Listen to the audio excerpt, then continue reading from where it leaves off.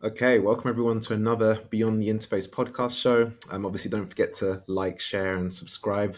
Today, we are joined with Indi Young. Indi, welcome to the show. Thank you. Thank you. Thank you for inviting me. No, it's great to have you on, Indi. Looking at your profile and looking at your background, obviously, you're heavily focused on qualitative data science, problem-based research, and you're probably best known for data science that listens, right? Which is your website and your course that you kind of are doing. For those that don't know you, Indy, do you want to just tell us a bit about your background and how you kind of got into data science and research? Yeah, super quick. It's I got my degree in computer science more than 30 years ago, and it was a different world back then. We didn't even have user experience as a word. We didn't have product management as a word. It wasn't anything more than just learning how to encode a process so that a computer could help someone with a process. And the whole thing was about, okay, we've got this process. We're going to talk to maybe a subject matter expert and see what the process is and figure out, like, what are the edge cases of the process? Let's make sure we explore different contexts in which you would do it differently, doing the process differently. Since then, it's been shifting a lot toward helping people, not necessarily with a process. It also has shifted heavily towards, like, oh, you're a consumer, buy now. Right? So we're trying to, like, sell subscriptions and this and that and the other. One of the things that accidentally happened along the way was that people started, the people who were building the software, digital experiences, user experience, service design, they started accidentally thinking of people as edge cases. So it's a process that has edge cases. It's not groups of people and there's an edge case group that we get to ignore, right? Even when we were doing edge cases for processes, it was all about, like, how many edge cases can we figure out so we can encode it. Now it's kind of the opposite. It's like, oh, well, we're thinking of people like that group over there. The people who aren't very good at investing, I don't know, we'll represent them with a persona that has, like, blonde hair and is female, and we'll just ignore them because they aren't important to our business, or we don't think they're important to our business, and we'll call them an edge case, and we won't design for them. So that's kind of the mistake that happened in the whole overarching thing over the last 30 plus years. Um, and so my whole goal all along, and it happened really early on, is like, well, I want to make things that aren't going to, like, be upsetting. The first thing that I got asked, where I, like, really started focusing on this, because I was always focused on the front end. We call it the front end, then user interface design. And right away, I went to work for Visa Corporation as a consultant, and they're all like, okay, we've got this big room on the East Coast of the United States where everybody calls in when they've lost their credit card or they've lost their traveler's checks. Now, in those days, credit cards and traveler's checks were used mostly for travel when you were gone from home. And if you lost them, then, oh no, it was kind of like losing cash, but not really, because you could get replacements. So you would call this big room where they had representatives speaking, I think it was like 14 languages on the floor. And they would figure out, okay, well, what tiny town are you in which country? And can we figure out where to deliver the replacement traveler's checks or card? And Visa said, hey, those reps, they're using these old green screens where they use the tab on their keyboard to get between sections. And, we really need to upgrade it so it's a windowed system with a mouse. And I'm like, oh God, those reps are going to hate this. That is exactly what I thought. They're going to hate this. Let me, as, like, this very young consultant with no power, let me beg to be able to go out there and spend a couple of days with them and understand what is, at that point, I was still thinking in terms of process. What was their process? And I'm waking up to the fact that their process involves interacting with other people on the floor a lot. Hey, you know, um, Bibiana, you were delivering something to that same country. It was a different city, but what, like, bank kind of thing did they use that would be likely to be in this other little town? And maybe you'd chat.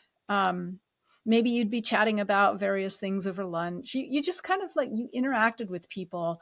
There weren't even mapping systems yet. You had to get up from your cubicle and walk to the end of the aisle to look through an actual paper atlas. So the interaction like around that atlas with your coworkers, the interaction when you're walking down the aisle and seeing what other people are working on, there was a lot of connection. And so I'm like, okay, not only are they going to hate the windowed system and the mouse because it's going to disrupt the way that they quickly get things, data entered, right? And answers to the person who's distraught on the phone with them.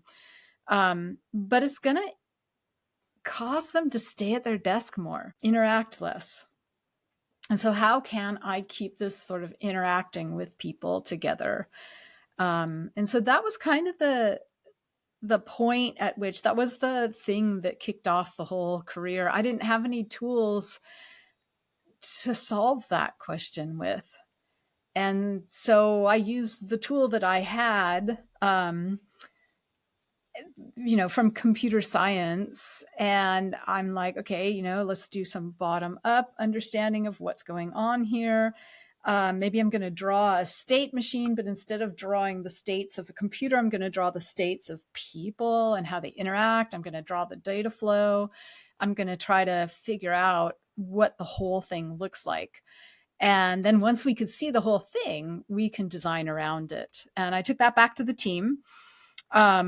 There was a group doing the business analysis. There was a group doing the software architecture. There was a group doing the data architecture. And they're all like, I'm presenting this stuff to them and their eyes are getting bigger and their jaws are dropping. They're like, oh my God, I've never seen the whole picture like this before. This is fabulous. We know what to do. We know how these pieces are going to fit together. And I didn't really realize what I was doing was going to serve them that way. That wasn't my purpose, but that was a great accident. My purpose was to just, make sure that we're not going to do something that's going to be really off-putting to those reps. So that was the very beginning seed. It has evolved a lot since then. It has evolved more toward, let's make sure we're supporting people with we're understanding there's no one average user. We're understanding that people have a variety of thinking styles as they approach something. And let's take into account the variety. Let's maybe not make a one answer solution, but a solution with like 2 front ends or something. It's not that expensive to build another front end to something and maintain it if the thinking style is different enough. So that might be enough. Yeah. No, it was a very different landscape back then, right? And I, like the points that you mentioned about how you could kind of really think about processes and changing the way people think, and the different things about personas as well, right, in businesses. And I know obviously your career's evolved a little bit more now, Indy, into you do a lot of courses and you do a lot of stuff around. Maybe we could talk a bit about data science that matters, that listens, right? Yes. Can you tell us a little bit about that and how you kind of set that whole organization up? Yeah. It kind of grew over time. I mean, all along, I was being hired by clients to help them either innovate or find what bits of their market they were missing. They didn't often, the ones that are finding bits of their market that are missing didn't realize they were missing bits of their market. And they were hiring me more in the beginning to like, let's figure out the navigation for this piece. Let's figure out the organization. How do we get to a controlled vocabulary? All of those kinds of things. And that was about 20, 25 years ago. The piece of it that comes with this is the realization that what we've built doesn't really match all the way what people are thinking as they're trying to address something that they want to either accomplish or make progress on, or even actively procrastinate. I've done this for healthcare areas where people are actively procrastinating something, and the medical system, they're all like, no, no, no, don't procrastinate, just go fix it, right? And I'm like, we've got to respect the whole process of procrastinating and the whole reason for procrastinating. And if we respect that, then people might be more likely. I mean, that's the psychological side of it. And I'm not a psychologist, but the psychological side of it is like, if you respect what place someone is in, they're more likely to feel the confidence to explore new ideas, right? As opposed to being just told you should, go get this surgery done or something. So and that's like a little rabbit hole, because when I'm looking for a client into building some knowledge, because that's what I do, is build knowledge. I have to frame it in a certain way. So we can come back to that framing in that example from the healthcare. But what happened was, as I'm doing this for clients, I needed people to help me out. I couldn't get it all done in the amount of time that people wanted it. And so I would train people to help me out. And then that person who got trained would like maybe work with me for a year and then go off and do something else. And they would probably continue using some parts of what I've trained them in. But I don't know, sometimes it was like, oh, I need a full-time job because we had a baby, right? Or I need healthcare. And in the US, healthcare is tied to being an employee. So in many cases. So I would lose people and have to train them up again. And I'm like, this is so, like, it needs to scale. It's too difficult to train one person up at a time. Plus, there are a lot of people who, after some of my talks, they're all like, how do I learn this stuff? And I'm like, oh, I wrote a book. And I'm like, a book's not for everyone. A book is not how everyone likes to learn. I'm also trying to think in terms of varied thinking styles with respect to learning new things and being ready to learn new things and learning how to help other people at your org learn new things or change their mindset. So that's when I started. It was actually, I started training more people at a time, probably in 2016, 2017. And then in 2018, I actually started doing courses. And over time, I have developed 6 courses, actually, technically 5, because one of the courses is a 2-part course. And I have, when that even has evolved. So I don't know, where do you want to go from here? Yeah, I guess the courses that you're doing though, right? They all relate to a few different key topics, right? Yeah. Which can you tell us a bit about some of the different topics that these courses go through, Indy? Yeah, sure, sure. So the courses are all based on one foundation. The whole technique, the whole method, the data science that listens, is based on one foundation, and that is listening deeply. It is, in a nutshell, trying to understand what went through someone's mind in the past as they addressed a particular thing that they're trying to make progress on. So there, that little sentence requires unpacking. And listening itself. So the latest book is Time to Listen, and it talks a little bit in chapter 4 about this idea of framing around someone's purpose or someone's intention. I don't use the word goal because oftentimes we'll do studies on things that people do continuously and they don't see an endpoint to it, right? Like, raising a kid or something. You don't, I mean, maybe there is an endpoint to that, but it's not like you're going to just like chop off the relationship. Well, maybe there are reasons to do that. So, there's all sorts of things. Maybe it's a hobby. Maybe it's a long-term thing. Maybe it's a short-term thing. I've done studies for companies like, who want to know a purchasing decision, but those are rare. Most of my studies are around longer term things. Like, for example, how do I take care of my clothing? Or, for example, okay, I'm a founder. Maybe I'm a first time founder. Maybe I'm a multiple time founder. But what has kept me awake the last couple of months? There was another study we did where we were trying to understand what it takes to build self confidence as a person who is changing their personal identity. So these are not necessarily purchase decisions. The example, so I've got a bunch of examples on my website, and the examples that I use in the courses are two. One of them is decide whether to attend a performance. So that's an ongoing thing that you may not stop, right?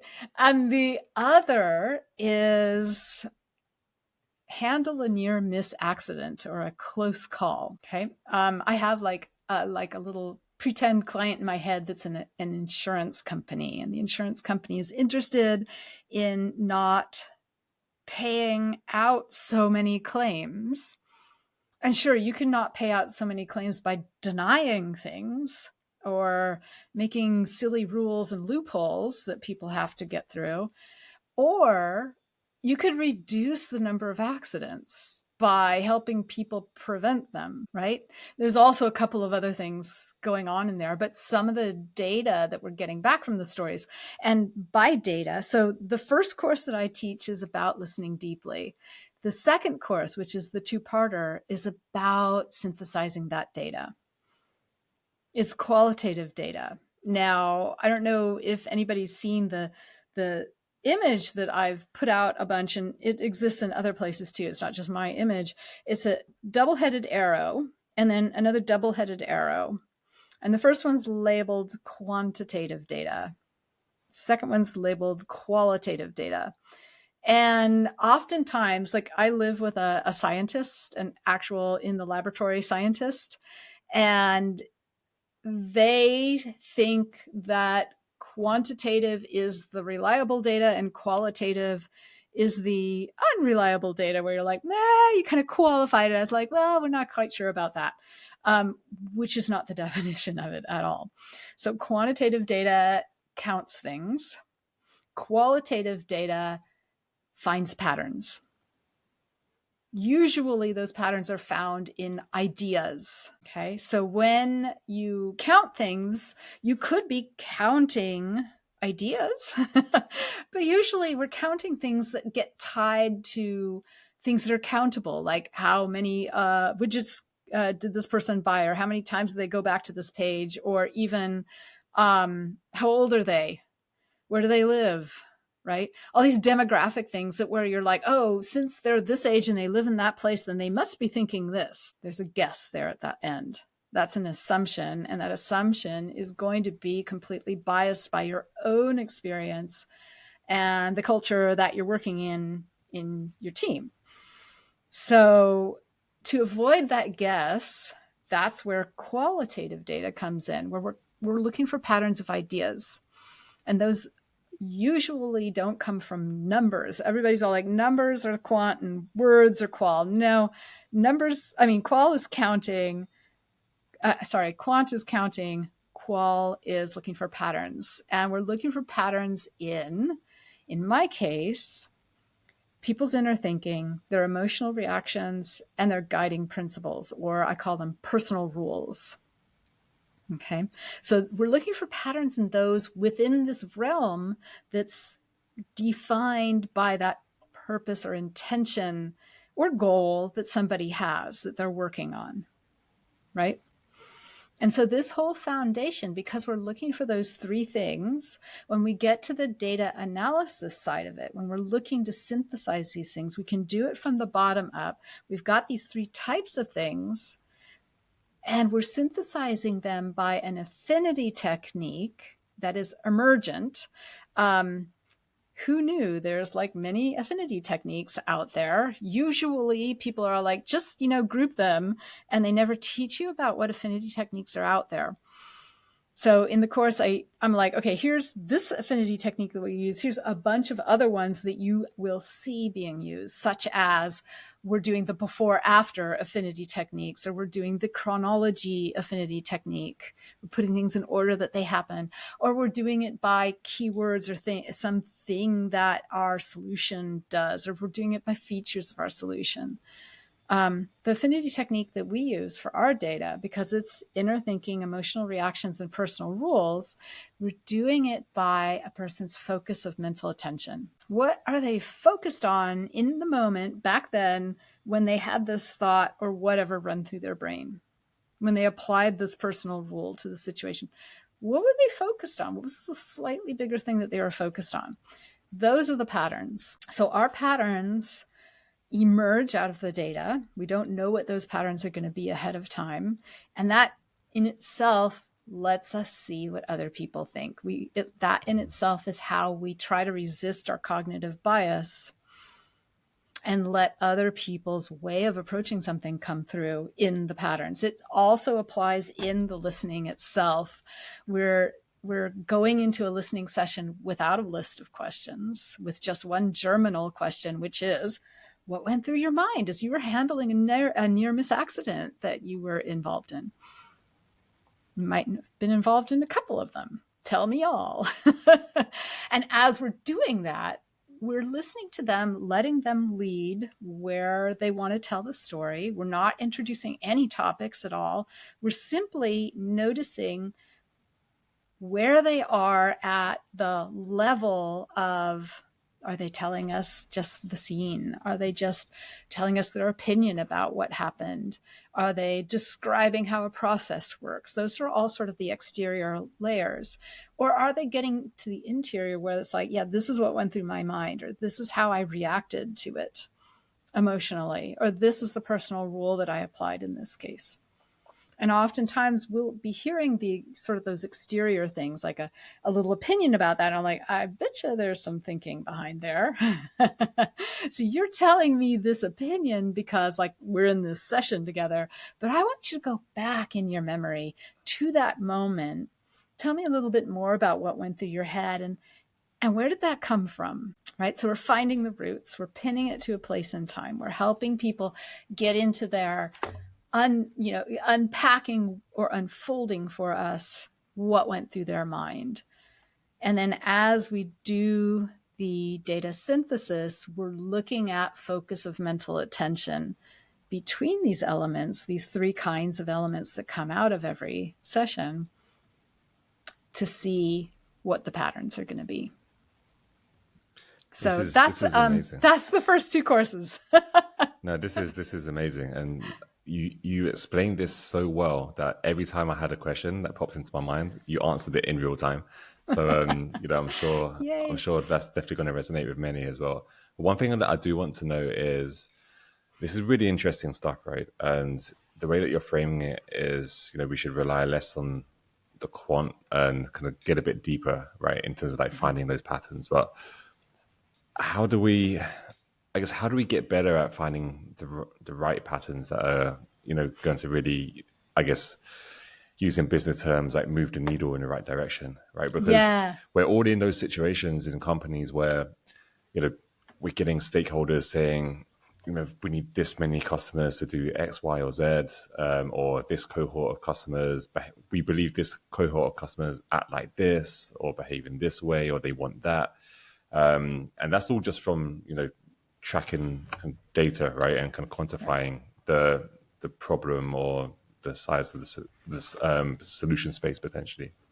But how do we concentrate on or shift the mindset to focusing on the right patterns, and then how do we identify that those patterns are actually the right ones to then double down on and be part of our strategy? Right. Okay. So the answer is, of course, multifold. One of the courses that I teach is framing your study. There is there's a decision tree that you go through before you start any kind of study. And basically, when I say study, I want to just sort of do a global search and replace and say knowledge creation. Okay. All we need is knowledge. The knowledge might already be out there. It might be already something that we did as an organization in the past. A different team might have done it, or a different practitioner who was then later went somewhere else. Do we already know this knowledge, or does this knowledge exist like somewhere else, maybe academic papers, maybe a combination of something the behavior scientists are discussing in these academic conferences or something? Is there a way for us to understand that knowledge some other way, or is this knowledge that we need to generate? Okay. Now, most products, most solutions, I like to call them solutions because I work with service design, but I also work with people who are helping with policy, government policy or group policy. I'm also working with people who are working in communities to try to co-create better futures. And I'm working with people who are working with their employees at an org, like they're the head of HR in a giant corp or something. And so the solutions that we use are not necessarily something digital, right? We might be producing something slightly different. So I just wanted to say that. I like had to like make my vocabulary to describe this very bland, and so it doesn't sound like a product manager would think of it. But it's the same stuff that you asked about. It's like, how do you get a stakeholder interested in this? And what I was talking about, I went straight to framing your study, because if you understand your stakeholder and what's keeping them up at night, you can understand how to ask them what knowledge they feel like they're missing. You can understand how to ask them, like that you're saying the right patterns, but I think what you're asking is like, what knowledge do we need? What are we missing so that we could make a good decision about the future? We're not talking about, so this is not knowledge about how well a solution that exists supports someone. This is not evaluative knowledge. This is more strategic knowledge or foundational knowledge. Like, where are we going to go? Why isn't this working? How come these numbers haven't lifted after 2 or 3 years of trying to do something about it? And these situations happen, especially with turnover and layoffs and everything. Then you're like still sitting in the same position as a stakeholder. You're like, I still don't see the lift in these numbers. It doesn't necessarily occur to them to say, well, am I asking the wrong question? But if you are able to listen to them, develop a relationship of trust with them, understand what's keeping them up at night, and interpret it through the lens of like what knowledge is missing, that's where we can start to, especially if we can get one bit of knowledge to that person that makes a difference for them, then they're gonna like, oh yeah, we need more. There was this one really big corporation where there was no tie between a shift in a feature and the general strategic direction that they were heading by thinking style. So a thinking style is an archetype. It is like a cognitive approach to that purpose. And that cognitive approach is not a horoscope. It is not something that you use throughout everything in your life. It's just applied to that, purpose, intent, goal, that little sphere that we defined. So framing your study is about also defining that sphere. Once you've defined that sphere, you can do your listening sessions. Once you've done your listening sessions, you can see the patterns in the qual data, but you can also see patterns of thinking styles coming out of it. And oftentimes it's easier to begin when you're working with the stakeholders. They're like, I think the knowledge that we're missing is that we're treating this group, this part of our audience, as a monolithic we're making this assumption, like I can walk through the little the way that we think a person is interacting with our solution, and you can point to the one or two or three places where you're making an assumption, a behavioral assumption or a cognitive assumption about like what's causing a behavior. Oftentimes, when we're doing it in a monolithic way, we're explaining a decision or a behavior that a person is doing by tying demographics to our assumption about what those demographics represent cognitively. And demographics, yeah, that doesn't work. No, it doesn't. It really doesn't, right, India? And I think I see this a lot. We internalize, right? We think, and you see a lot from your stakeholders. They kind of Yeah. feel this is how I interact with products, or this is how I think about this specific part of the business. But that's not necessarily representative of all of our customers, right? Or all of our different archetypes or personas that we have. And these assumptions then cause us to kind of go down a direction which just isn't right. Yeah, exactly. Or the assumptions make a sort of floppy solution that doesn't really work well for anybody. And so that's why your numbers aren't going up. There's, people come, they try, they leave. It's not a great experience, right? Or if you're doing something that is sort of like mandated, everybody here has to use this piece of solution, you're getting people taking shortcuts in it or entering data in it that isn't the kind of data that you had hoped for, because it isn't representing or asking the questions that suit their thinking style.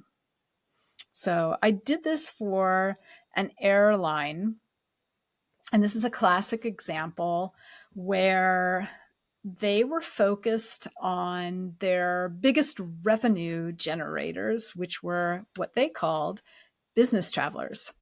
How did they define business travelers? Oh, people that travel a lot. Short legs, maybe, but a lot. That was the definition. I'm like, oh my God. So if you're going to see your baby granddaughter a lot, you're a business traveler. So that wasn't necessarily the thinking. And I think they realized that, but that was all they could think of, that and vacationers. Now, vacationers, they defined by destination. And if your baby granddaughter is in that destination, you're not going there for a vacation. But they didn't care, right? They didn't need that kind of level of, understanding to kind of sell these tickets and stuff, except for all the complaints, for all the people bashing them on social media, for all the people bashing their gate attendants when there was a delay. Oh my God, headaches, lawsuits, all sorts of things, right?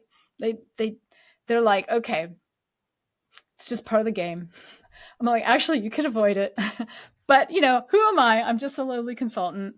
I can't really tell you that from the outside. But there was a VP who suspected things along these lines and hired me, and I trained their team. And we did a series of 8 studies, 100 listening sessions. We varied the studies. So the framing of the study was slightly different. There were a whole bunch of studies that were around decide whether to take a trip. There were a bunch of studies around, okay, figure out how to get there, like make the reservation. Some of those people were people who did it in a corporate office for other people, not themselves. Some of those people were doing it for vacation. Some of those people were just, doing it. Some of the people were doing it for legitimate, like back-to-back business trips for sales or something, like what they had in mind originally. But there was also this whole section about taking the trip. And so when we're framing, get to the gate on time, get on board, endure the trip, that kind of thing. These words that I'm saying are the words that bubbled up, emerged from the data, and we're using the words that people were using themselves, that endure the flight. Endure, I wasn't quite happy with that word. A lot of people used it, but a lot of people didn't, because they're like, oh man, it's my metal cocoon in the sky. It's when I finally get work done. Nobody bugs me. There's no phone, da da da da. So there's like, okay, there's some different thinking styles here. And we came up with a bunch of different thinking styles. Like, they vary slightly between those three big frames that I talked about. But there was one, especially in the Take the Trip, that they called the grumbler. This is the person that's like always, yelling at the gate attendant, or, making a scene or something like that. And, we just try our best to make them get quiet. And they probably yell at their kids at home or honk their horn in traffic. And I'm like, okay, wait, stop. That is a horoscope. Okay. That is also your understanding of that person as a personality. And that's not what we're after here. We are going to look at listening deeply from a position of respect. This person is going through something. If we go back through all the transcripts and we look at what they were saying, one of the most common words was frustrating. Okay. So let's at least call this group the frustrated, not the grumblers. Second of all, it was actually confined to a leg of a trip. In another leg of that very same trip, they might be a different thinking style. I can talk about a bunch of the other ones, but this one grumbler, I'm like, first of all, leave them alone with their kids and the traffic. That's not what they do. Okay. This is only about getting to the plane on time, boarding, and enduring the flight, and picking up your luggage at the end. Okay. That's all this is. We're just trying to get to the airport, take the trip, and leave the airport and get to my destination. So if we could please start thinking about these people in a different way, we can offer some services. There was a character that we made up. So we use characters, not personas. We can make up characters because we're telling stories. Okay, you have to make up a character to tell a story. It's based on a thinking style. The thinking style comes from the data. It emerges from the data. And this one character was a person who had been, she was going to a conference, and she had a 5-year-old who was just learning piano and had her first piano recital, like on the last day of the conference in that evening. And so this person is like, okay, I'm going to leave the conference like before lunch break, so that I can get to the airport and get home 4 hours early. So for sure I can be there for that first piano recital, because that's important. Sure enough, weather delays. 4 hours was not enough. This person became very frustrated that she had planned this with 4 hours. 4 hours. That would have been fine. She's an experienced traveler. Totally should have been fine. But big weather delays, domino effect. What could we do to support this person? There at the gate, we could maybe offer them free Wi-Fi, and they could like FaceTime in with somebody else who's at the recital. We could offer them maybe a quiet room or access to a lounge where they could FaceTime in, or, whatever, to be at the recital, or be, talk to their daughter before or after, or listen to the daughter playing, to sort of be that. We have ways of being there, right? All that means is recognizing the frustration of this person, recognizing the humanity of this person, and offering support, and a very inexpensive support it is. And that person immediately goes from, I'm so frustrated, to thank you. Okay, I can kind of be there. I know this is not okay. I understand it's weather, that kind of a thing. Right? You start using your full human brain, as opposed to the core brain where you're just frustrated and getting angry. Yeah, and indeed, this is, these are all, I mean, I completely resonate with this, and it's about really bringing those characters to the forefront so that, like you said, you can start to really think about how you solve some of these problems, right? Yeah. And I'm curious to this ask though about, you spoke a bit about how, let's stick with this airline that you were Okay. speaking about, right? They kind of had that initial thought of, hey, we only see our customers this persona or this type of customer. And obviously you've kind of then uncovered all of these different types of people. And like, I guess the question I had next is like, how do you then play that back, or how do you, what's it like? Have you ever had a situation where you've played these things back and it hasn't been received in the right way, or Oh, what are some plenty. techniques that you best kind of play this back to your stakeholders? Yeah. Yeah. In the airline case, it was fairly typical.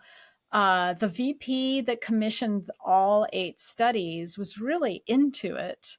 But they were merging with another airline, and the merger, I don't know, whatever that VP was facing in their work was fairly toxic. And so they left. The team fell apart. I talked to somebody later who came to one of my courses, and they were working at the same airline. I'm like, oh, hey, you've got one of these. She's like, we do. It got utterly lost. She was going to do a study about what goes through flight attendants. No, I think, okay, either flight attendants or gate attendants. I couldn't remember. But she was trying to understand a little bit more about how they solve things so they could maybe support their flight attendants in new ways, as opposed to just passengers.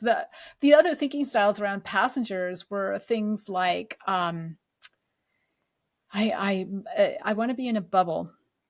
I want to be in a bubble because I want to keep away all the chaos and try to stay calm. And part of being in the bubble involves like taking care of things for yourself, like getting there early, maybe, or bringing your own food, maybe. I mean, there's various things about taking care of yourself, but there's also an opposite bubble where you've got the chaos that you want to bubble so it doesn't bother other people. Like, I'm bringing my 5 kids with me, and one of them likes to run around. So how do I like keep a bubble around us so we don't bug the other people? There was one thinking style that was like, I want to be productive as possible. I've got things that I want to get done during this day. And sure, you might think business traveler, but you might also think maybe somebody who wants to get a little craft project done, or some knitting. I guess you can't bring knitting needles anymore, but some sort of little thing that was a personal project done. Maybe some diary writing or something like that. And so or maybe they have a whole bunch of photos that are unorganized, and they're going to organize their photos while they're on the plane. So that's the kind of thing we had in bubbling out that left us with all these ideas. One of the big things was that, and this was true of the taking care of your clothing too, the solution that was out there was simply the organization saying, in the case of the airline, hey guys, we have airplanes that fly between airports. Pick one, pick the other airport, pick your date. Pays no attention to what the person's trying to do, which is not go from one airport to another. Person's trying to get from a place where they are to another place, which usually involves some ground travel or some other kinds of travel. It also usually involves flying through, what do you call them, hub airports. And we have all sorts of data about weather and delays in those hub airports. We can suggest things to them. We can also suggest ground travel. Like, actually, here's how you can get from A to B, given some of your other like personal rules. Like, one of your personal rules might be take my time. I am one of these Zen in the bubble kind of travelers. Be there early. One of your personal rules might be, I want to be as green as possible, lowest carbon footprint as possible. I might then be seeing some public transit suggestions or something like that. So the idea is that we can talk to people about getting to the place where they're trying to go as opposed to just to the airport. We have all the data for it. We can easily tie it together. It's but that kind of thing just totally got lost in the airline, in that merger, when that VP left.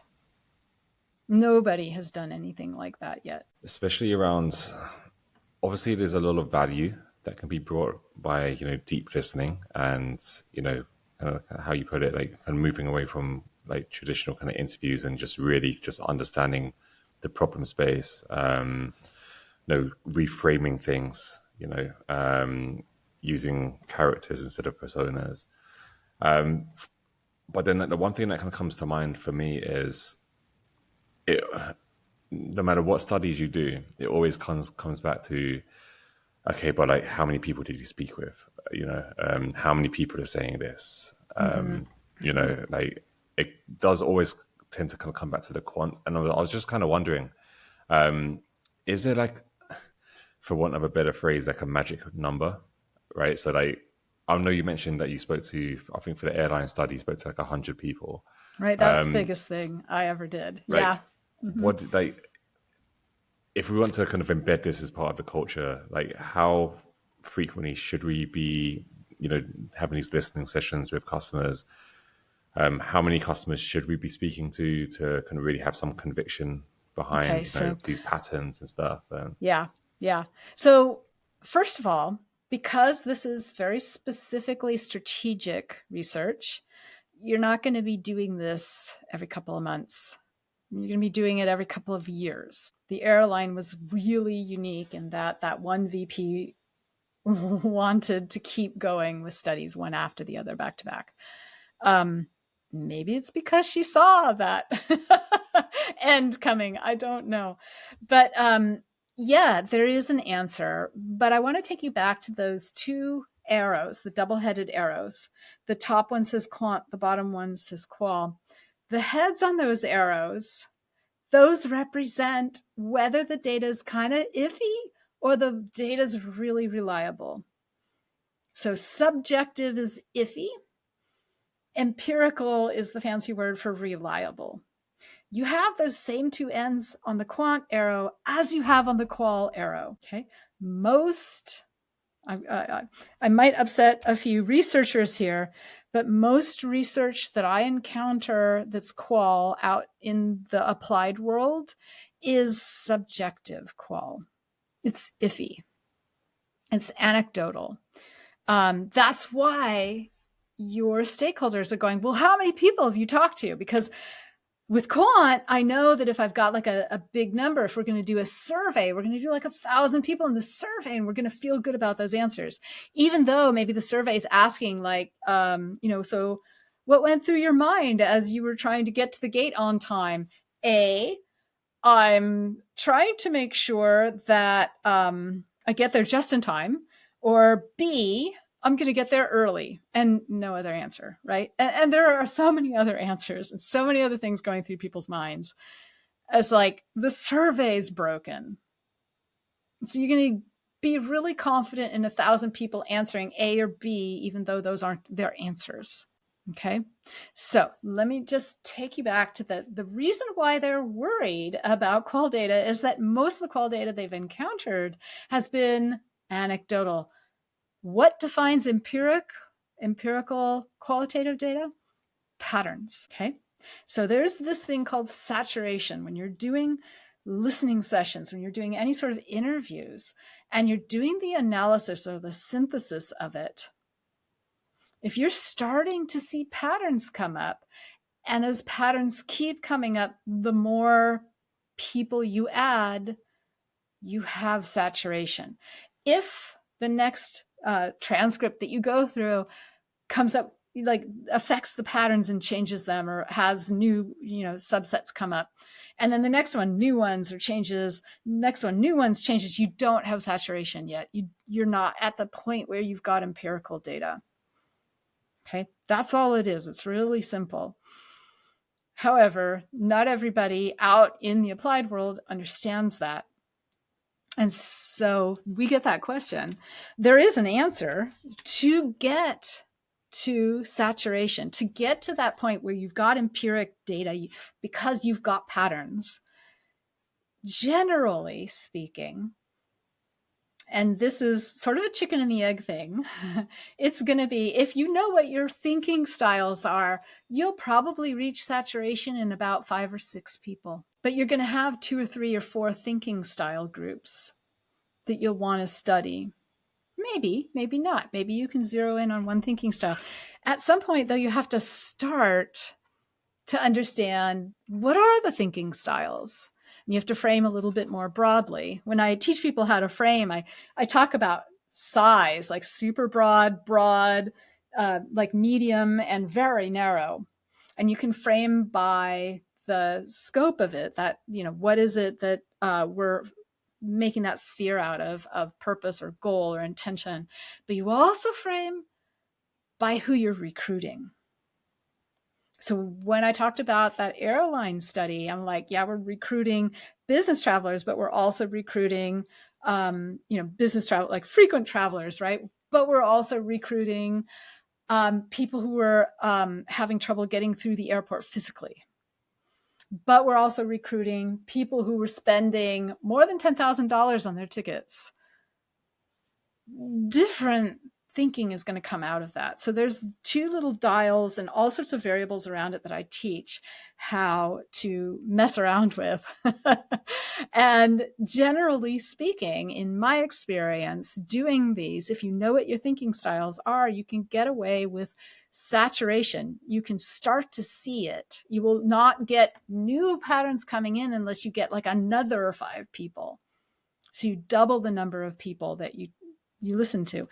So the point of this is that you do it once, you find a narrow part of it, and you do it again in a year, 2 years. You find another bit of it, you're like, I really want to know more about that. You do it again. You frame it differently. You play with those variables differently each time, so that over time, you're going to get up to 100 people, right? Or beyond. It depends. Yeah. So does that complicate Yeah, things?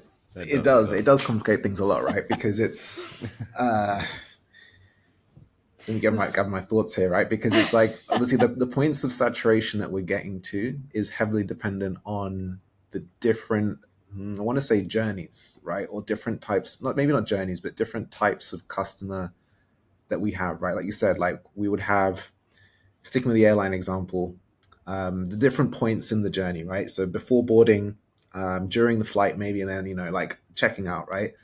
So let's just say we've got 3 Actually, different what you just described was one. Yeah.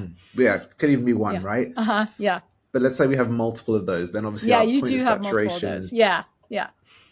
changes, right? So then to Jay's point there, where we said, oh, how many people's enough? It really depends on the different types of groups that we're focusing on, right? And to get those patterns coming out, right? I think the word enough is very important. So remember, in the very beginning of framing, it's like, what knowledge do we need? Does it exist already? How much do we need? Enough is a really important word. There's a book out by Erica Hall called Just Enough Research. And it focuses on that. Like, we're not going to do frivolous research. We're not going to, remember, the word research gets replaced by the word knowledge creation. We're not going to create knowledge we don't need. We're just going to do enough. And if what we're interested, a great place to start is to try to figure out what your thinking styles are. Do a really broad study where maybe you listen to 20 people, but the enough part of it is we're not going to do any of the data synthesis. We're just going to look at what are the groups, the cognitive groups, the thinking styles. And based on that, we'll have enough to work with. We can at least do a lot of measurements. with that. So one of the things that comes out, there's a bunch of things that come out of this. One is, of course, innovation. And the other I mentioned earlier was like filling in the little cracks that you didn't necessarily know you had, but maybe you did. There's another one where we're able to measure how much of a difference what we're doing makes to the person who is trying to address something. Okay? So what some people call it impact or outcome for not the org, not your team, for the person that we're designing this thing for. Okay. That person could be, like I said, a customer. It could be a community member. It could be a citizen. It could be an employee, that sort of thing. We'll just stick with customer for right now. Or in the case of the airline, passenger. But like I mentioned, there was the other woman who was going to do a study for the flight attendants. So that's an employee, a certain kind of employee. Okay.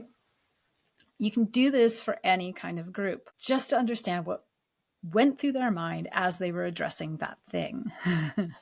So when we're trying to figure out what is enough, maybe thinking styles is enough. And you can take those thinking styles and measure, okay, this experience, this part of maybe the journey, how well does it work? Now let's do some evaluative research.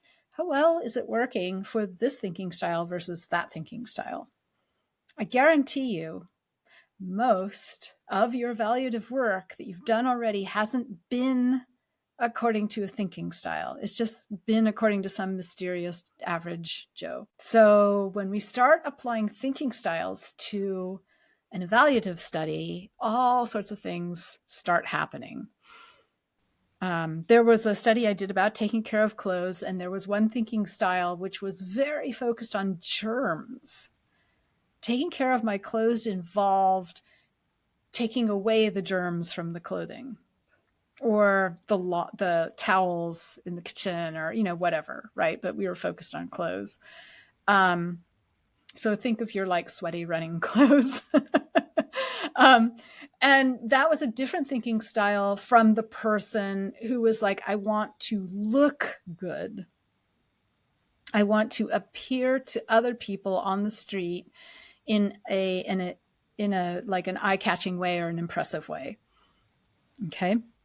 So two different thinking styles.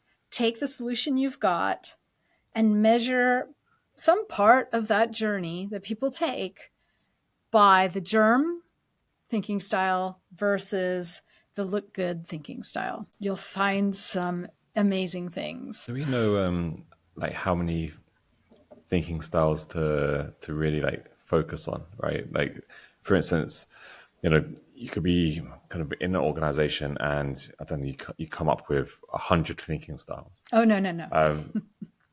But no, you wouldn't. Where do you focus and double down? Yeah, you don't. So there's not going to be 100 thinking styles within this sphere, right? Like I said, with the airline, we had 3 spheres. Do I want to take this trip? How do I take this trip? And take this trip. And across those, there were some thinking styles that stayed the same.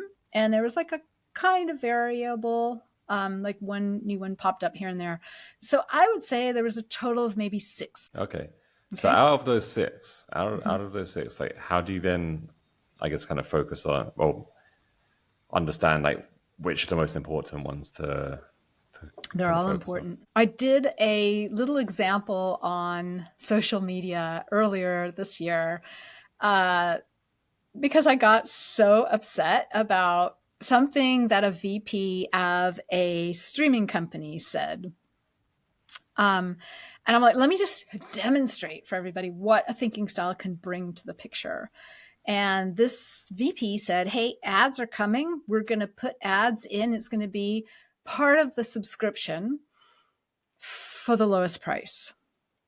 So you pay the lowest price, you have to put up with ads. But ads are good. I found all these great things on, the ads that are on Instagram. So I bought this nifty ski gadget or whatever.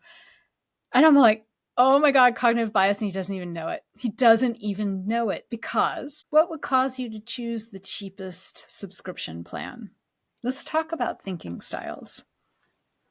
Okay. Probably someone either with not a lot of money, maybe no means to even have streaming, or someone who focuses on money to the extent where they like to play this game of getting the most for the least. Okay. My parents are very much like that. A lot of people sort of inherited that from a generation before us. It's like, get the most for the least. And neither, like, only one of those two groups is going to be able to buy things from ads. The other group is going to get triggered when they see the ads. I can't afford that. Or, oh, my Uncle Rory just went through bankruptcy because he bought too many things from those ads and didn't have the funds to pay for it, right? This is still considered a shameful thing, and there's all sorts of emotions wrapped up in it. And so telling everybody who wants the lowest price that they're going to see ads is going to be triggering to half those people. Or you're just going to lose half those people, which is probably what's happening. You're only going to get the most for the least gamers. And the people who would love to have streaming, but can't really get past that whole commercials thing or advertising thing because the emotions wrapped up in it, are not going to be your audience. So what if you did subscriptions based on thinking style? What if you have a subscription where it's like, hey, I want to be able to play with variables and get the lowest price for what I can pay. Like, I want to be able to twist the variable on how many shows I can watch for this month or this upcoming month, or I want to twist the variable on how many days per week I want to watch something for this upcoming month, and like have really low prices, no ads. Okay. Then we've got the get the most for the least gaming, like, oh, awesome. I'll play this game. Sure. Show me ads.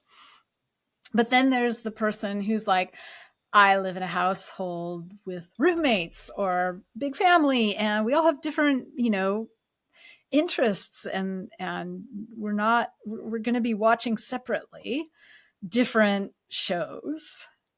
So I need to be able to do that sort of thing because I refuse to watch rom-coms, right? Or whatever. Or there's someone who's like, I need to like escape and like immerse myself in this. And prior to COVID, I used to go to the theater, and now we've got these great screens and audio systems, and I can kind of do that even at home. Give me that. I want that experience, right? So there's some thinking styles around my entertainment for the evening. You could offer those at your different price levels. And if you're the VP and you're saying, no, we're not going to offer the price level where you have the variables and you can twist them down for the number of shows or days of the week, then you're saying that audience is an audience that we don't feel is worthwhile. They're going to give us income. We're going to earn things from them, but we're making a biased decision. Well, maybe I shouldn't say bias. We're making a decision that we don't want their money, which if you can get somebody at your org to say that and then call them out on it, it's like, oh, is that the wrong kind of growth? I don't know. Right? This is so interesting. Yeah. This is so interesting. Like, I feel like it's completely opened my mind to the whole kind of thinking styles piece. I kind of feel like perhaps I've been doing research wrong for quite a while. But ultimately, the reason why I find this kind of so interesting is it literally changes the way that you build products entirely, right? Like, you literally like focus on the types of customer that you have rather than, this kind of point of view that a lot of companies have, that all customers are the same, or they behave very kind of similarly based on our kind of assumptions, and we just kind of lead with our assumptions. And this is kind of like debunking a lot of those. I would just like to ask, actually,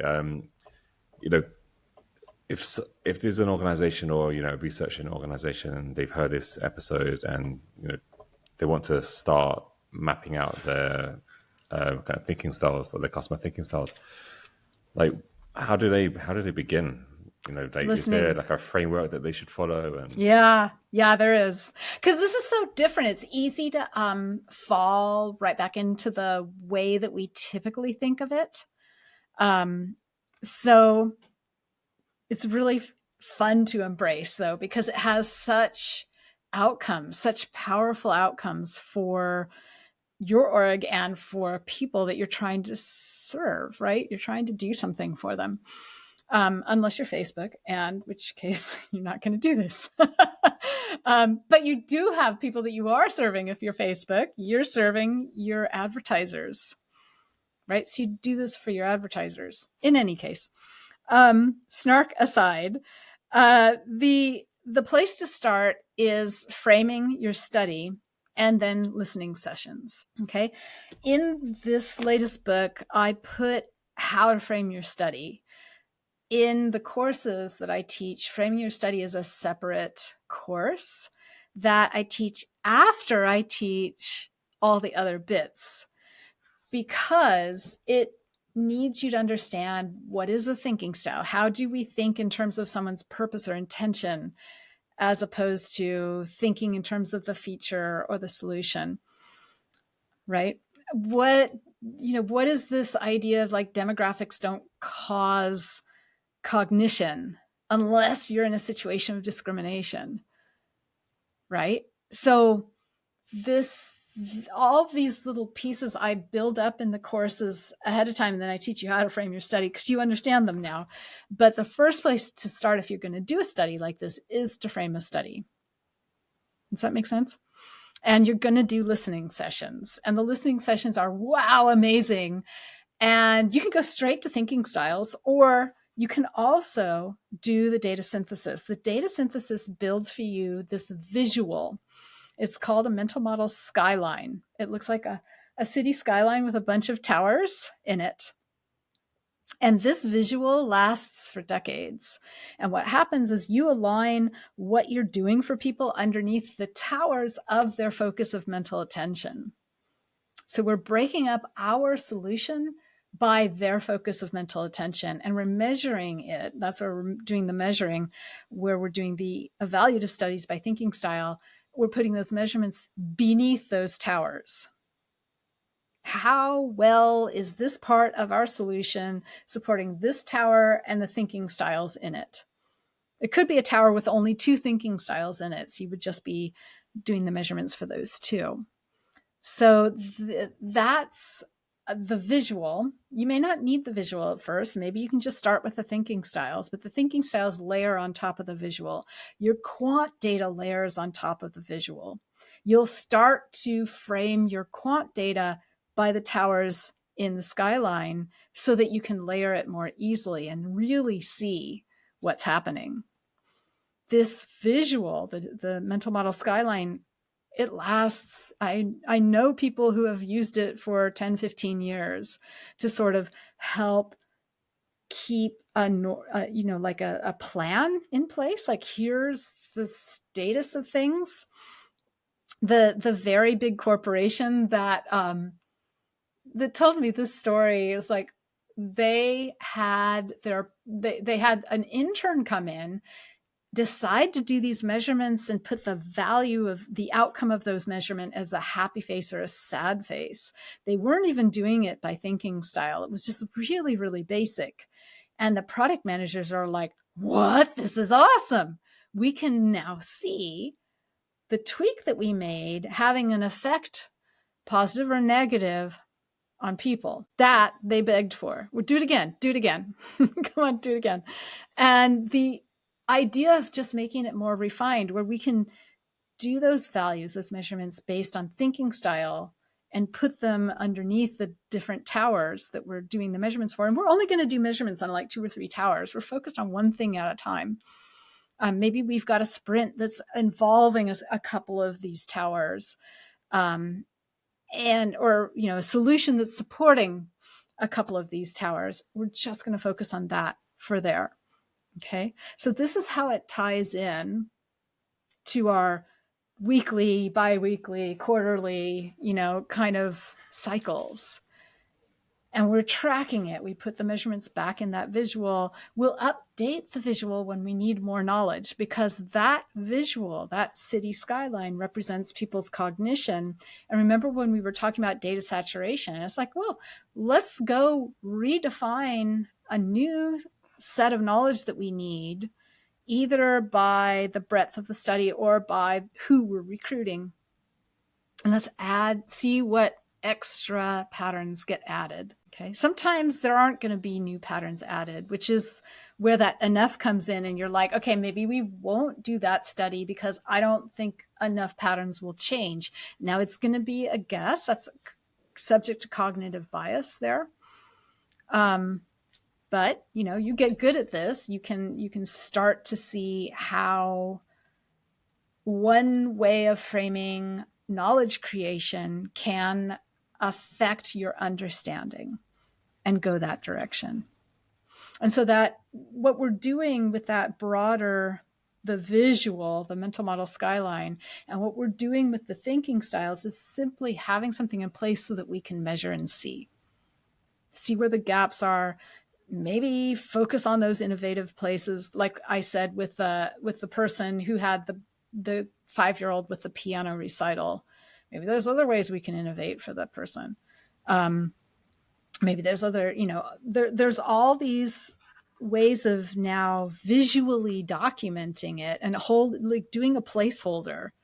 Like, here's something that we want to work on. We're not able to work on it right now, but we want to focus on that next, or after the next 2 projects or something. No, I think this is like a very key strategic play, where you probably have to do a lot of upfront work, right? So upfront listening, kind of spend those sessions with your customers, like develop those kind of thinking styles, kind of map them out, and then effectively you can evolve it over time. Actually, you can conduct kind of more sessions and stuff. I'm just wondering, like, is there like a more kind of like tactical kind of side of this as well, where say there's a sporadic like project that kind of comes up and people are like, okay, we need research, and maybe you haven't matured your thinking styles yet. You're not necessarily at that stage. You're in the process of building it, but you don't quite have enough there to really signal, kind of whether these are the right styles. Is there anything like tactical that people can do before they've actually matured their kind of, I guess, their database of customer insights? I don't know. It sounds like you're saying, okay, is there any way we can have scrambled eggs without using eggs? Yeah, kind of. tofu or something. Right. Yeah, exactly. Maybe you could. Yeah. I think that I think this comes back a little bit to the question of like, how do we get our stakeholders to believe in this? Because our stakeholders have kind of like grown up thinking that qualitative data is just the anecdotal stuff that's iffy. And so I've had lots of teams that go off and do listening sessions. They frame a study for themselves, just among themselves, and they use their like Friday and Wednesday lunch hours to do listening sessions over the course of 6 months. They do listening sessions and then they do the analysis, or maybe they make the thinking styles, and then they show up at a meeting with this interesting output. And with this interesting output, they're like, hey, either I think there's an opportunity for us here, or, oh my gosh, look, there's a gap here. That is an opportunity for us to fill. Yeah. Or one of the things you could do, so this technique is really, it plays well with others. So a lot of people have used listening sessions in place of the interviews and say jobs to be done or some existing process that they're going through, in place of what design thinking is. Like, design thinking starts with like, let's empathize, but they're doing it in a less deep way. They're doing it in a fast, like, let's go for like 3 days. And that's how I did it the first time, right? 30 plus years ago. So one of the nice things about the listening, as I say listening, right? That calls into question, well, like, not everybody speaks. Not everybody hears. What listening, right? you can do it via text messaging. You can do it over time with one individual, one participant, shall we say. And you can still collect that inner thinking, the emotional reactions, and the guiding principles. You can still pin to a place in time, get people into their memory. You can find the roots. You can see what was behind that opinion that they just expressed. You can still do all of that. It doesn't have to happen right away. Maybe that's great for them. Maybe that's great for me as a researcher. I've had a lot of people become researchers because they're allowed to do it this way. I think that's great because the reason why I asked my question is because a lot of the time, there's organizations. I would make an assumption that a lot of organizations operate in the sense of, okay, great, you want to do all this research. It's going to take X amount of time, say 3 months, to collect enough data to kind of have a true strategic view. But we've got all of this stuff that we want to get done this quarter. Mm-hmm. So therefore, these are all the initiatives that we've already outlined, already added to our roadmap based on zero research other than just quantitative stuff. Right. If you want to prove it, great. But you've got 2 weeks to do that. You haven't got the luxury of kind of 3 months. Yeah, exactly. That's a really difficult position to be in. That's why I think a lot of these people were just doing it on the QT. They didn't ask permission. It's like, I just have to show you what it can do.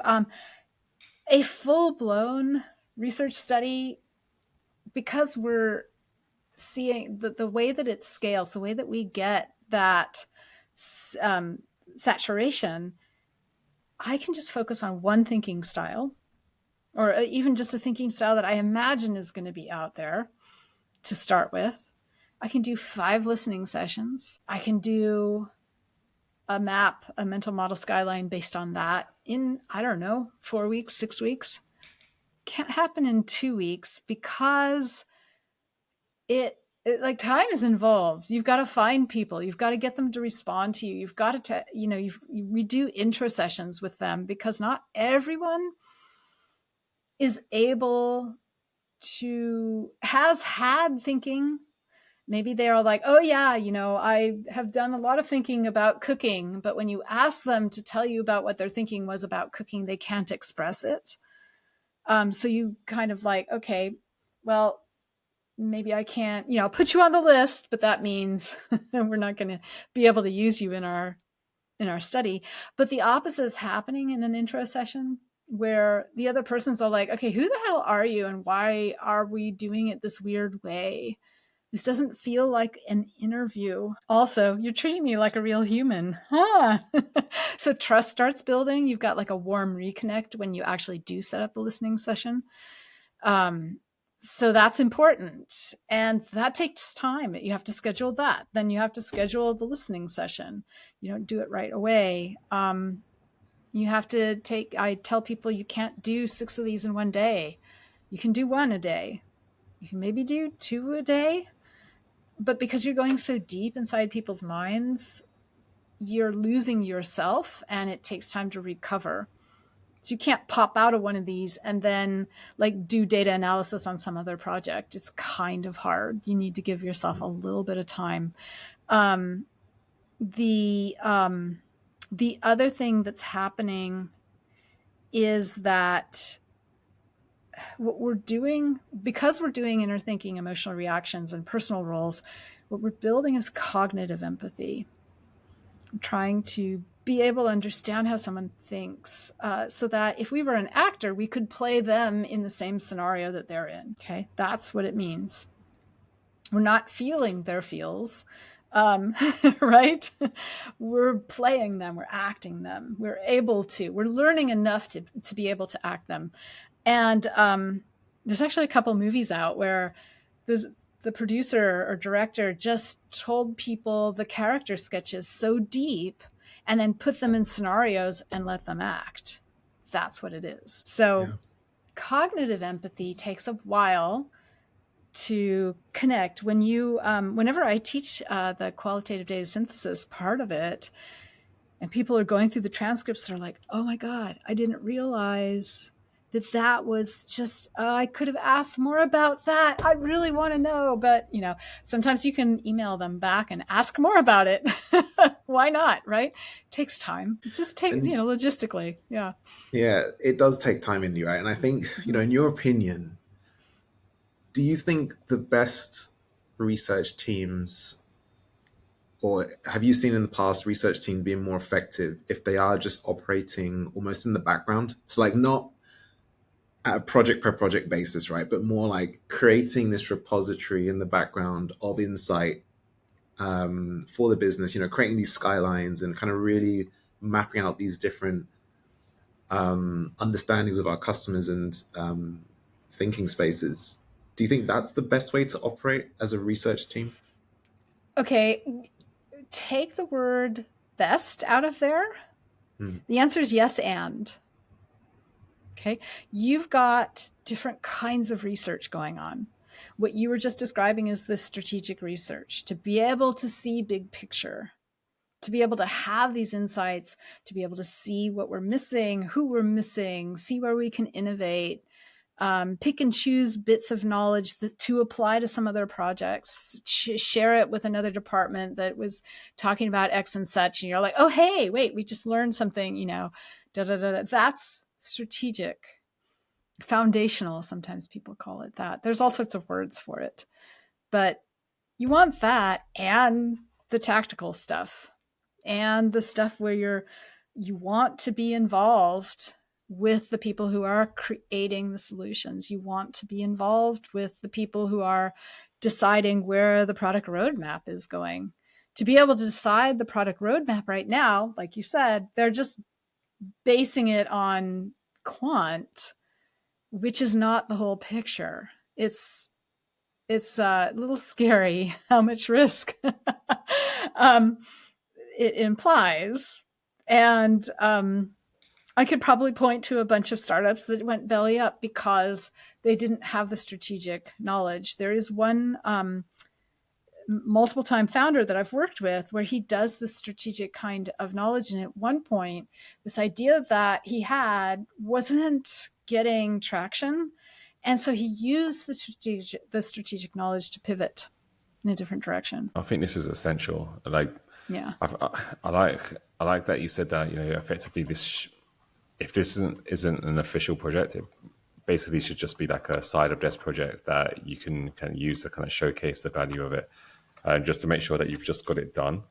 So you've kind of created that kind of repository of strategic like insights. Yeah. And in the meantime, you can still kind of focus on some of the stuff that's kind of currently in flight.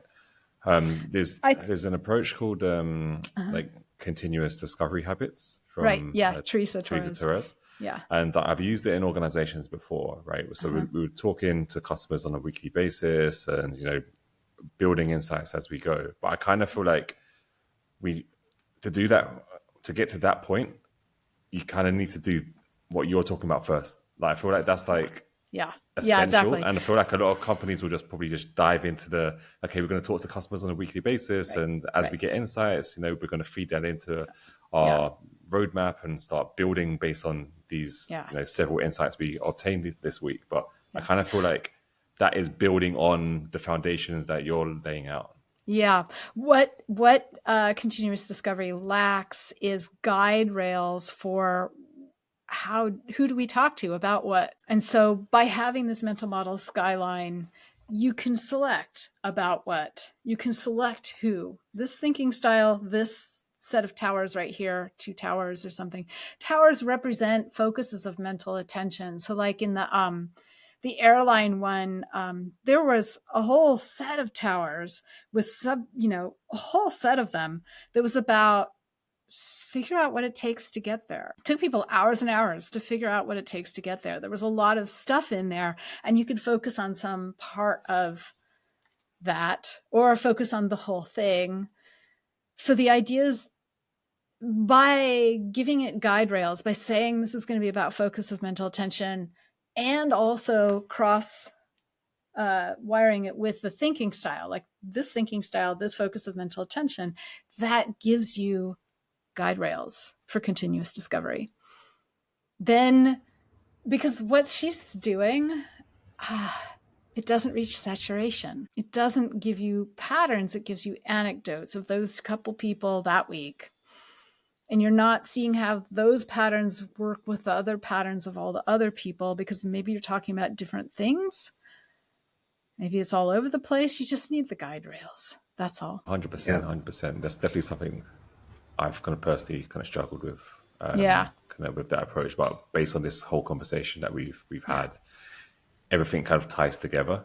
And I do feel like I said before, like what we've kind of outlined in today's conversation is that is effectively the foundation. Like you need to have this in place before you can do that. Those more kind of tactical kind of conversations to kind of build on that existing knowledge, Yeah. which I think is great. Yay. Yeah. Be nice to have everything tied together. I know it's and look, I've been thinking about this as well, right? I think it takes a lot of planning and organization, right? Like it's thinking really about the strategic side, but then also how does that then embed into the roadmap? Then how does that also embed into the day to day? Yeah. So Yeah. there's a But lot it's to really I consider mean, on it. yeah, it's doable though. It's not impossible. It is. It is Especially, definitely yeah, doable. especially if you have some knowledge like what I help teams generate. Wow, that takes a load off. That makes it so much easier to be able to Yeah. tie everything else together. Also, it makes it easier to be able to help other departments or divisions or teams in your organization. It helps you collaborate and see opportunities like, oh, I heard you talking about this thing at this like company event or whatever. We should collaborate. We've got some information. We've got some knowledge. Maybe we could even like build some new knowledge in that one little area that you're talking about, because that's kind of interesting to us too. Or maybe it's just like simply, hey, we've got some knowledge you could use. Yeah.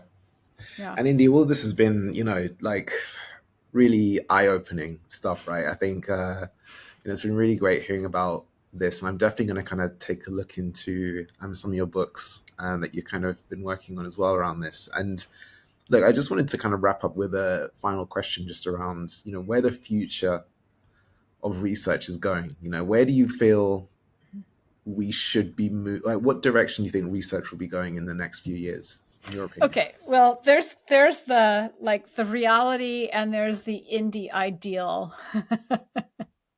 The reality is these ugly AI attempts to go through transcripts and find affinities. And they're not finding affinities based on emergent data. They're not finding affinities based on focus of mental attention. You don't even get to specify what the affinity is, because the builders of those things are like, oh, it's just an affinity. You're like, well, affinity based on what? Which affinity technique? I'm not seeing them. They're not mature right now. I've had like every week somebody contacts me, oh, you got to try my AI persona generator. And I'm like, please don't, because I'm going to go stamp out your persona generator. We make characters to tell stories. Those characters are based on archetypes. The kind of archetypes I like working with are strategic, because I want to look long term and see into the future. So ideally, in Indy's ideal world, more and more people are going to be able to do this research, because their stakeholders are going to go like, we need something to hold this all together. Okay, we need something. This is why techniques like jobs to be done like get really popular, because the stakeholders are going, we need something. Right? I am in a risky position. I'm making decisions that are going to affect the future sustainability of our organization, or the future ability of us to get bought by Google. Snark. Anyway, so I think the future is that more and more teams are going to have something like this to hold it all together. More and more teams are going to start to recognize we're not doing studies for the hell of it. We are also not going to keep generating anecdotal or subjective end of the arrow kind of knowledge. Not at quant, not in qual. We're going to get better at building empirical knowledge. Okay. Empirical knowledge in terms of the quant has to do with how many numbers you counted. Empirical knowledge, when it comes to qual, is how many patterns and are they saturated? It's not how many patterns, but are the patterns saturated? Did they emerge in saturation? So that is the future. I think that I think we just have a little bit to spread around the community to help people get better at this. It's not hard. My courses, I teach everyone. I've had developers in my courses. I've had product managers in my courses. You don't have to have, okay, yeah, if you're an academic and you come to my course, you might look down your nose because I don't use the academic words for it. Saturation is the closest I come. I have like a video at the end of the qualitative synthesis series where I talk a little bit about the just this kind of map it back to what the academic approach is, but we don't need all the academics. We're trying to apply this. We're trying to fly the plane as we build it. And so that calls for a slightly different approach, but that doesn't call for anecdotal or subjective knowledge. If we're making anecdotal or subjective knowledge, we're wasting our time. That's why, like you were saying, Jay, you're like looking at continuous discovery going like, is this really helping? It could help. It could help if it has those guidelines and we tie that data together and find emergent patterns across those. That'd be great. Why not use continuous discovery to build one of these mental model skylines? Yeah, definitely. Yeah. Exactly that. I don't think people are doing that, to be honest. Like the way that I've seen it applied is, is more so just to validate stuff that's in flight rather than actually plan for the future. Yeah. A little bit more tactical instead of strategic. Yeah. Exactly. Yeah. I had the hardest time because when I would hear the words strategic and tactical, I'm all like, oh, that's the same thing, right? I'm like, no, okay, I finally learned. The tactics are what you're doing to make immediate decisions based on immediate things that are happening right around you in context. Strategy is the plan, right? So if your plan is to eat lunch every day when you're at work, you're going to have, some understanding of how you do it and when you do it and why and with who, right? But tactically, everybody else wants to go have burritos today for lunch, and I just had a burrito last night for dinner. So I'm gonna like, if my thinking style is, it's because this is the post I just made. If my thinking style is, I will not repeat a meal so frequently, I will not go to lunch with my buddies. I will go have something else, a different kind of food for lunch. Okay, so the strategy is understanding that thinking style and recognizing that I'm changing my behavior. Even though I like going out with my buddies for lunch, if they're going to have burritos, I am not going to have a burrito. So I'm doing something else. Now, if I was one of those small stores around where people come for lunch, I would know about this and I would have an option that's very different, that isn't burrito-like at all. Right? And so you could still go with your buddies. Yeah. This has been great, Indy. And, I think we've had such a great conversation talking about so many different things. And I think the key takeaway is definitely around listening, right? Mm-hmm. And Indy, for anyone that wants to find your courses or find your material or your books, where's the best place to find all that content? Yeah, I have a website. It's indiyoung.com, but you can also get at it via the phrase datasciencethatlistens.com. Mm-hmm. I post a lot on LinkedIn and all the other not all the other platforms, but some of them. And I have a newsletter. You can sign up for that on my website. And that's pretty much a really great way of finding out about things. And I've got a bunch of free information all over the website, resources, tons of it, examples. And I'm still updating the methods section, but I've got the strategy section working now. And the training section is maybe where you might want to go. It depends on how you like to learn. I offer a lot of different options. So if you want to learn a little bit about listening deeply and framing a study, but you don't like books, then you'll want to take the course.